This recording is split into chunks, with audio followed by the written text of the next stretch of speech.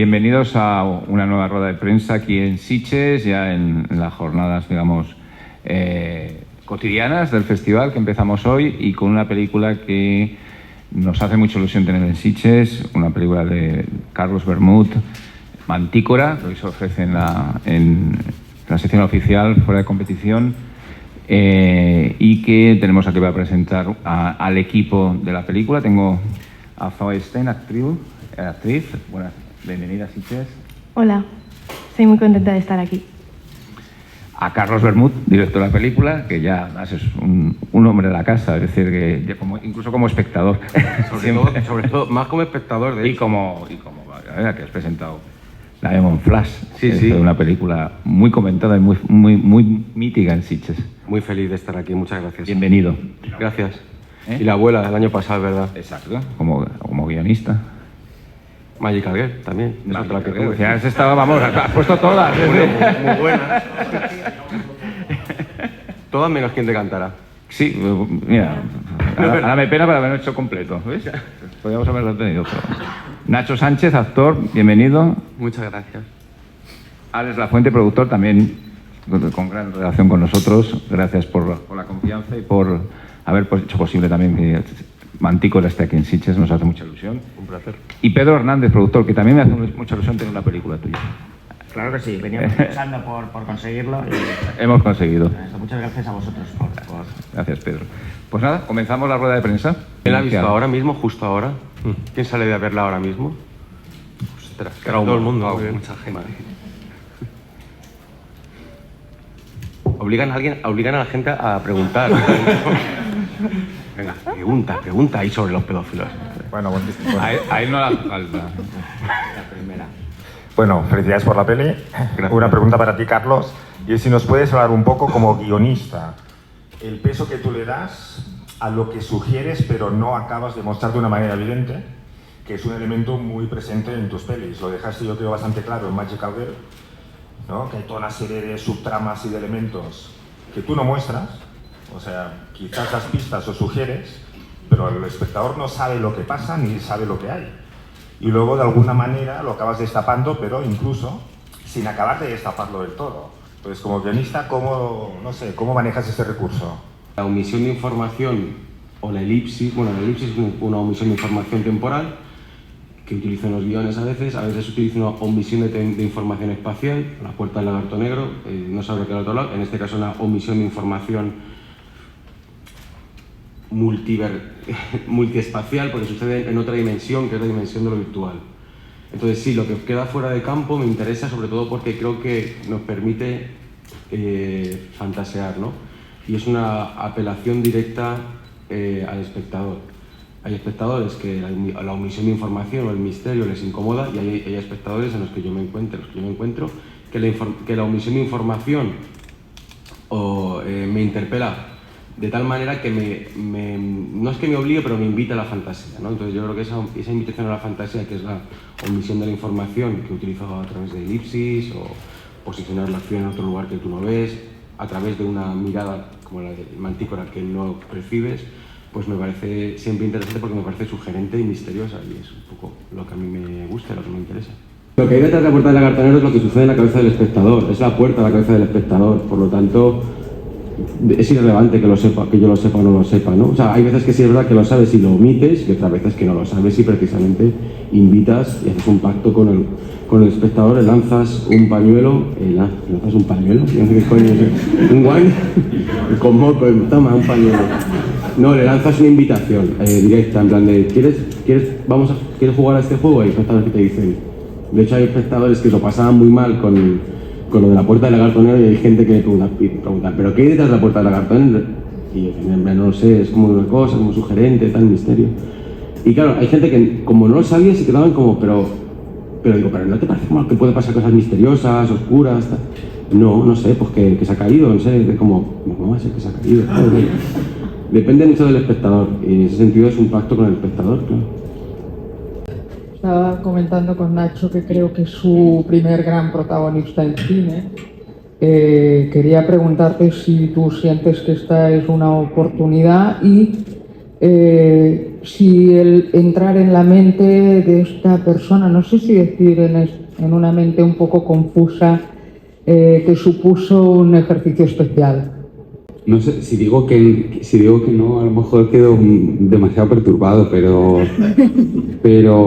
no, creo que lo que es una oportunidad es como, creo que trabajar con guiones que te estimulan mucho y que a veces no sean retos hiper complejos y difíciles. Y creo que esta película es verdad que tiene muchas caras y tiene como muchas aristas, pero yo siento que la construcción de ese personaje, desde mi punto de vista, sí que fue relativamente sencilla.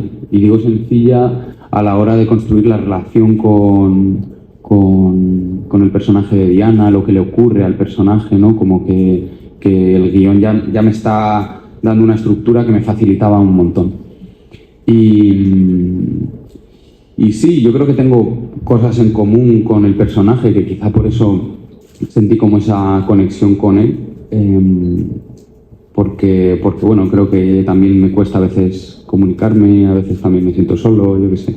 Como que creo que son cosas que le ocurren al personaje más allá de ese oscuro secreto que tiene y que creo que no es en sí como la esencia de la película. Preguntas para Carlos. Durante la película, al principio, empezamos a ver que el personaje está perturbado. Pero luego, durante buena parte del metraje, ¿lo has buscado tú directamente? Que, por ejemplo, espectadores como yo no se acordasen de que el personaje estaba perturbado y se centrasen en la historia de amor y por momentos pensasen, ¿a dónde me lleva esto? Para luego otra vez volver al momento este. Entiendo, eso lo haces de manera para que el espectador se olvide de lo que estaba pasando con el personaje de Nacho y se centrase en lo otro, ¿no? Para luego que explote todo, entre comillas. Sí, me gustó la pregunta, te lo agradezco. Tiene que ver un poco con la pregunta que hizo tu compañero compañero periodista, sobre la intención que tengo en lo que hago y no hago, ¿no? Creo que hay una parte muy intencional y otra que es muy intuitiva y que nace del elemento de riesgo, de decir, yo no sé lo que, por ejemplo, con Mantícora me pasaba todo el rato cuando presenté la peli en Toronto, dije, esta peli en muchos sentidos es un salto al vacío porque no sé, cuando mientras la hacíamos y la rodamos, no sabía qué peli estaba haciendo, o sea, no sabía, pues sí, lo que tú has dicho, empezamos la peli con un tío que tuvo ataque de ansiedad, que hace unas cosas tal, y luego de repente corta y empieza como una peli romántica de dos tíos y de una pareja, de un chico y una chica, y digo, entonces pienso, hay una intención, o sea, hay una búsqueda. La búsqueda sí es consciente. ¿A dónde llega esa búsqueda? No siempre es consciente. Asumo una parte de riesgo en la que, como yo no sé, como no he visto nunca una peli romántica en la que el primer acto vaya de un tío que está Lara aquí, la de Vitín, puedo decir la palabra, pedófilo, o sea, como que es pedófilo y luego es que no me dejan decir pedófilo, ¿sabes? Y luego de repente empieza a estar, como nunca lo había visto, digo, bueno, voy a hacerlo, a ver qué pasa. Vamos a hacer una peli así. Vamos a hacer una película en la que la que empieza la peli con un tío que de repente tienes, como tú has dicho, perturbado o preocupado o angustiado con un problema, con un conflicto. Y luego vamos a hacer como que eso nunca ha pasado. Sí que lo vemos al principio del segundo acto, que tiene todavía como unos coletazos del primer acto, pero luego la película va variando hacia una, no te digo comedia romántica, pero una película romántica de un chico conoce chica, ¿no? Y sí que me interesaba, para luego volver en el tercer acto otra vez al principio a retomar eso, ¿no? Pero sí que me apetece tener un segundo acto que se centrase solo en la relación de esos dos personajes. La intención de esa búsqueda tiene que ver más con el riesgo que con algo consciente. ¿De dónde surge? ¿Cuál es el germen de la historia de Mantícora? Yo tenía una amiga lesbiana que se parecía muchísimo a Justin Bieber y conoció a otra chica y empezaron a salir y descubrió que esta chica en el fondo solo estaba por ella porque se parecía a Justin Bieber, por eso. Entonces eso me empezó a hacer pensar en plan de si una chica tomboy, ¿qué pasaría si un pedófilo, ¿no? Un pedófilo empieza a salir con ella porque parece un niño, ¿no? Eso fue el germen de la peli. O sea, esa fue la idea original de la peli. Una amiga que se parece a Justin Bieber. Es la verdad, o sea, sé que no sé si es muy... Es que Hay que decir la verdad en las ruedas de prensa. O sea, estoy harto de gente mintiendo, inventándose cosas, lo siento. Hay que decir la verdad. Una amiga que se parecía a Justin Bieber y descubrió que la estaban utilizando. No sé si era lo que esperabas escuchar o... Ha saciado mi curiosidad. Pero, ¿hasta qué punto crees que se humaniza al monstruo en tu película? ¿Hasta qué punto es ético el punto de humanización de ese pedófilo? Lo cierto es que al utilizar la palabra monstruo estamos condicionando ya bastante el punto de vista. Nosotros lo hemos utilizado a nivel comercial porque era que ganchi, como que gachi, ¿no? Que ganchi, bueno, que enganchaba un monstruo, no sé qué, pero lo cierto es que está bien a nivel plástico, estético la palabra y creo que funciona y tal, pero lo cierto es que sí, se humaniza. ¿Por qué no? Quiero decir, yo creo que todos somos humanos. Yo creo que el problema muchas veces es precisamente pensar que las personas que son malvadas, tiránicas, asesinas, egoístas, que roban, no son como nosotros, ¿no? Pero sí, son como nosotros. Y tenemos que empezar a plantearnos que igual necesitamos escucharlos, no para darles visibilidad. O sea, el cine creo que hay una tendencia ahora que es visibilizador y no todo lo que tú representas en una película quiere decir que estés apoyándolo, ni siquiera dándole voz. Pero sí que creo que está bien acercarnos a... no dar voz, porque ya tiene una connotación. Dar voz parece que es como vamos a escuchar lo que los pedófilos tienen que decir, no. Pero sí es verdad que da igual que sea una persona pedófila o lo que sea. Hay personas... El hecho de compartir cierta oscuridad, no para buscar aprobación, sino para decir, bueno, creo que ayudaría, de hecho, a que sucediese menos. O sea, ojalá más pedófilos y menos pederastas. No he dicho eso, ¿sabes? Es muy... O sea, lo pedófilo pertenece al mundo de la fantasía, ¿vale? El problema es cuando alguien se convierte en un pederasta. Entonces, creo que si la gente hablase más de sus problemas, creo que el mundo sería mejor. Si mostrásemos nuestra oscuridad. Pero no hay como... Creo que en ese sentido no hay como... La película no hay una invitación a... o un planteamiento como de vamos a apoyar esto, vamos a... en ese sentido. Acabo de dar un titular sin darme cuenta horrible. Sí, ¿no? Cojonudo, bueno. Tiene que haber salido ayer. Hola. De hecho, está bien que hayas hecho esta comparación, porque yo pienso que realmente que la película es muy honesta en cierto modo y que obviamente hay una línea entre ser pedófilo y ser pederasta, ¿no? Y realmente pues se juega en esto, ¿no? Hasta qué punto es delito y llevamos a este personaje hasta el límite de que está a punto de dar el otro paso y finalmente decide saltar, ¿no? Y de repente al saltar, el querer terminar con su vida vuelve a cambiar, ¿no?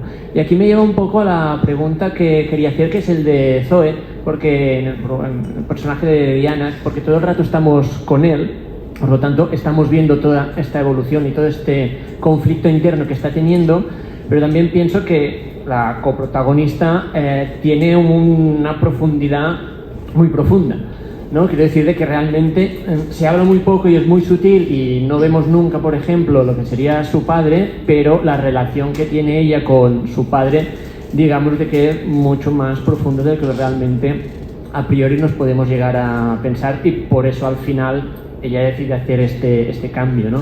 Entonces, más que nada es cómo se prepara un personaje así, que tiene como tantas capas, pero que se muestra tan poco, ¿no? Y la pregunta de guión que también quería hacer, o sea, ¿hasta qué punto en qué momento te vienen los puntos de giro del final, ¿no? Porque es una película que va avanzando poco a poco y al final es twist. Y es cuando, wow. Y entonces cuando sales en plan, wow, qué peliculón, ¿no? Por otro lado, felicidades por el trabajo. Gracias.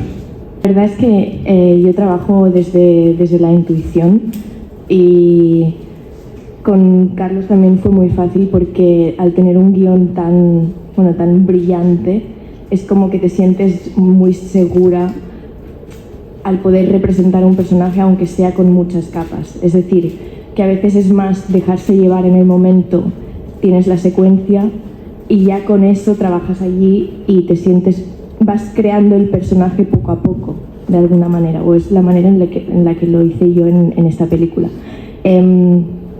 Y Diana, tiene muchas capas y es lo que tú dices, que no, que queda como por debajo. Y de alguna manera creo que los silencios, que antes alguien me ha preguntado por los silencios, ¿no? y que se dice todo mucho con la mirada, es donde jugué mucho a tener muchos pensamientos internos, que es lo que Diana debe estar pensando ahora mismo, ¿no? ¿Qué debe estar pensando? ¿Qué le pasa por la cabeza cuando hablan de su padre, cuando le cuenta cosas a Julián? Y al final de todo sí que se puede entrever o entender más cuál es el problema que también tiene Diana y por lo que ella también busca algo en Julián y se convierte de alguna manera en una cazadora también. Entonces no hay una maldad, pero sí que es como cualquier persona humana, pues tenemos nuestros traumas, nuestros problemas y a veces hacemos acciones que tal vez ni nosotros mismos somos conscientes de que estamos tomando esa acción. La haces porque tú tienes tu pasado, tienes tus cosas, y en ese caso Diana tiene una relación muy especial con su padre que la lleva a comportarse de cierta manera en sus acciones y en su vida, y esta idea también constante de cuidar a los demás. Es una persona que con Carlos siempre decíamos que tenía que ser, que lo único que busca es cuidar. Por ejemplo, cuando tiene el ataque de ansiedad Julián, que ella también está pasando por un momento muy duro, pero enseguida cambia el chip y es voy a cuidar, y no se mira a sí misma en ese momento, por ejemplo. Yo también sentía como que inconscientemente ellos se complementaban, ¿no? Como que él la manera que tenía de consolarla a ella era pidiéndole ayuda, porque él sabía que ella lo que necesitaba era ayudarle a él para dejar de pensar en su padre. Siempre pensaba que se complementaban y que había esa relación de amor iba porque empezaban a complementarse, a buscar las necesidades uno del otro. Y porque están muy... Siches.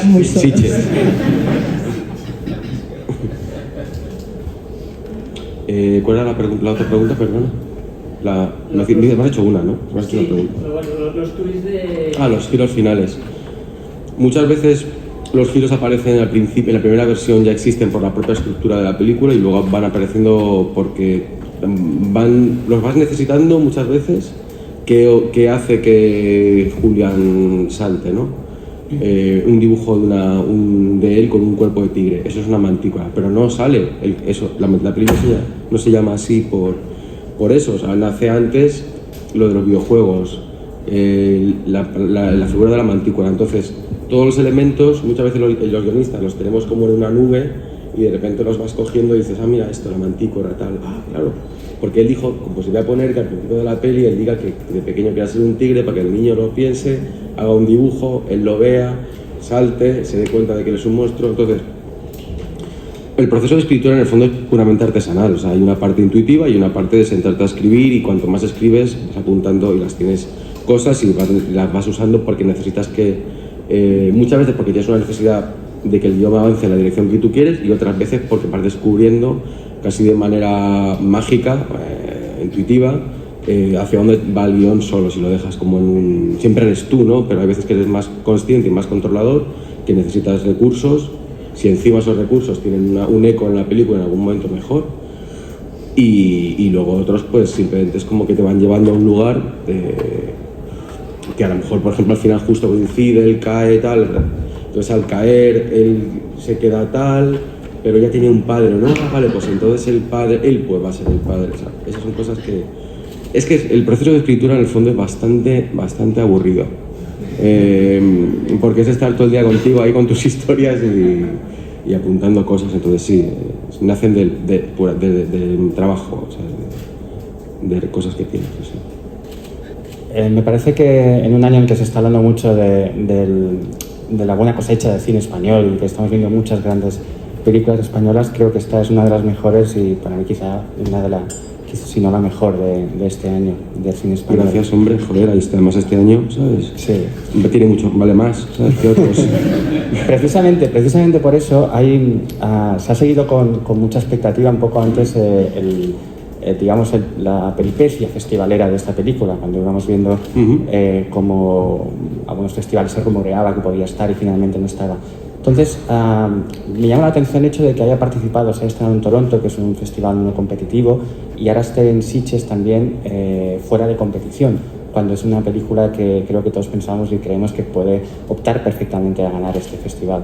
Y tenía la curiosidad si respondía más a una voluntad tuya, de los productores, de no competir, de alejarse un poco digamos, del fragor competitivo de los festivales, o no sé si Ángel quizá quiera también aportar algo, si es una cuestión del festival, si no podía, en fin, era esta curiosidad solo. Tampoco lo hemos pensado mucho eso, ¿no? Era básicamente, yo creo que hacer un pase un poco más especial sin la presión de la competición, y hacer una cosa más en un lugar que yo considero mi casa, ¿no? Entonces no me apetecía venir a casa a pelear, ¿sabes? Es como, estoy en un sitio que, no sé, no nunca lo he pensado, pero sí que había algo más de sentirme, no sé, que hacer solo un pase, que sea más íntimo, que sea más festivo, y no tanto entrar en la dinámica competitiva, que me parece guay, pero que a lo mejor no lo sentíamos de esa manera, no sé. No está muy pensado, no sé. Yo creo que no tiene nada que ver. O sea, creo que el planteamiento que se ha hecho con la presencia de películas en festivales no se ha hecho desde buscar el sitio para que la peli compita y consiga premios. O sea, lo hemos planteado desde otro sitio, tanto Toronto como Sitges. Y Sitges, cuando hablamos con Ángel de la posibilidad de estar aquí, el objetivo de estar ahí con la peli es tener el mejor sitio para la premier nacional, ¿no? Que es lo que pensábamos, que era la peli adecuada para estar en Sitges, y el estar en competición o no era algo que no fuese muy relevante, ¿no? Ángel nos dio la posibilidad de lo que quisiésemos, y lo que queríamos realmente era estar hoy, el primer día del festival, tener la relevancia y la atención de los medios, y que el público la viese y que saliese de aquí reforzada para su estreno en salas, ¿no? El competir o no competir, creo que le damos demasiada importancia. Creo que no tiene tanta, y menos en este caso. Los directores de cine, a veces que, claro, desde el otro lado, cuando estáis todo el rato con los vais a mover de festivales y tal, para nosotros es un coñazo, lo de verdad, lo de la competición y tal, porque tú vienes aquí, nosotros hemos venido aquí a hacer películas, ¿no? Y es lo que más nos gusta. Y es verdad que la parte más competitiva, yo odiaba, yo no sé jugar a nada, ¿sabes? Ni a fútbol, ¿sabes? Me da fatal, siempre. Me paso toda mi vida intentando huir de competir con los demás porque siempre perdía. Entonces, no me apetece ahora con 40 años que la competición se convierta en algo importante en mi vida, ¿no? Entonces, el cine, sí. El cine es lo que importa. Conclusión. El cine es lo que importa, sí. Sí, bueno, nosotros desde el festival siempre planteamos a los productores o distribuidores de las películas, sobre todo en la sección oficial, una serie de opciones, ¿no? de cómo participar, diciendo, pues esto es lo que pensamos, estas son las opciones, y bueno, llegamos a un consenso y entre todos, es decir, que no dejamos también la participación de los productores en esa decisión, ¿no? para que se sientan más cómodos y para que vean entre todos cuál es la opción mejor para la película. Nosotros queríamos tener Mantícora como fuese, vamos, en el festival, que era nuestra opción, porque nos pareció estupenda cuando la vimos. Yo quería hacer una pregunta a los productores. Cuando te enfrentas con una película que, como decías, humaniza un poco a un pedófilo y lo trata como una persona normal, ¿da un poco de miedo pensar cómo se va a vender y una sociedad de tantos blancos y negros que quizás no se puedan entender estas cosas? ¿Da un poco de respeto? Para lo de vender, a Alex os contará mejor. La verdad es que cuando yo estaba escuchando a Nacho y digo, yo también debo tener un punto de oscuridad, porque cuando recibimos el guión de Carlos, que por supuesto lo íbamos a apoyar porque somos fans y por eso sabíamos, porque habíamos hablado Carlos y yo algo de la historia, pero yo cuando lo leí, la verdad es que lo que vi es un ser humano enfermo y que estaba luchando con todos sus medios por salir de ahí, por evitar la zona de peligro, ¿no? Y que de alguna manera lo consiga hasta que todo se junta en su contra. Entonces realmente como historia a mí me parecía maravillosa, o sea, y que nos diese la opción de producir la película. Sí que quizás piensas, ¿no? en ese otro punto, pero bueno, para eso está el cine. O sea, quiero decir, si hay un arte que se puede permitir esto, es el cine, ¿no? O sea, que nosotros la verdad es que abrazamos y respaldamos el proyecto desde el principio y no tuvimos esa duda. Es verdad que luego cuando llegas al momento un poco Salas y Alex como coproductor y como distribuidor, pues me imagino que ellos ya ahí sí que tienen que medir un poco más, ¿no? las palabras ya veis que no las medimos mucho. Pero sobre todo por no dar pie a equívoco. O sea, antes cuando Carlos, en broma pero en serio, decía lo de la pedofilia, ¿no? Que no le dejamos hablar de la pedofilia. No es porque no podamos hablar de ese tema y no podamos hablar de ese personaje en esos términos, es porque por la interpretación que va a dar el público que le escuche sobre qué peli es Mantícora, ¿no? Y no queremos que el público interprete que la peli es distinta a lo que es, ¿no? Entonces creo que es una peli muy delicada, creo que nos ha pasado en todo el proceso de financiación, que al final tenemos que ser muy precisos en cómo contamos esta película para que se entienda bien la película que va a ser, ¿no? Y creo que eso ha sido muy, muy importante. Me parece... Sí, de hecho, en muchos casos se ha entendido bien cuando se ha podido ver. Claro. Es verdad que eso en papel ha dado mucho miedo. Pero al mismo tiempo es lo que hablábamos, ¿no? Lo hablaba el Conzo el otro día en Londres, ¿no? Creo que es importante que la película, al final lo que estamos planteando es un personaje que tiene una complejidad muy grande, ¿no? Estas personas existen en el mundo, entonces no es que le estemos dando voz, no es que estemos juzgando nada, ¿no? El tema es que de alguna manera refleje la complejidad de un personaje que existe, que tiene sus dificultades, sus complicaciones, hace cosas para intentar resolverlas, y eso, desde el punto de vista cinematográfico como espectador, me parece fascinante. No por eso estás avalando su conflicto, pero lo que estamos haciendo es observar un personaje que por su complejidad es muy fascinante de ver. Entonces creo que eso debemos poder retratarlo. Luego cada espectador juzgará si quiere verlo o no quiere verlo, o si le interesa ver esa historia, ¿no? Todos tenemos cosas que no queremos ver en la vida y que preferimos ignorar las que existen, ¿no?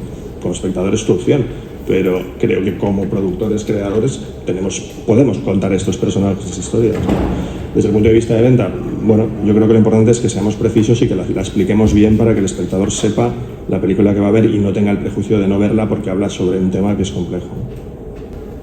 Estamos en Sitges y en la película sale Sitges. ¿Qué nos podéis contar de ello? Sí, de todas las... Bueno, cuando teníamos que plantear... cuando apareció Zoe, al ser catalana, pues me parecía interesante meter el elemento de que hay un momento que ella regresa al pueblo. Al ser ella catalana y tal, dije, ya está.